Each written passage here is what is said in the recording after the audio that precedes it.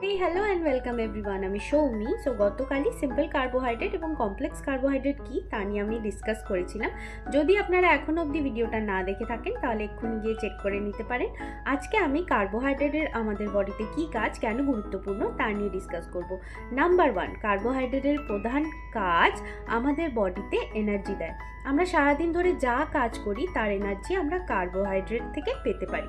Number 2, carbohydrate আমাদের শরীরে fibre পৌঁছায়, যার জন্য আমাদের ডাইজেস্টিভ হেলথ খুব ভালো থাকে।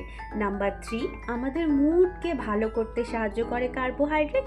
নাম্বার 4, আমাদের ওয়েট ম্যানেজমেন্টে সাহায্য করে কার্বোহাইড্রেট। অ্যান্ড নাম্বার 5, আমাদের মাসেলকে রিকভার করতে সাহায্য করে।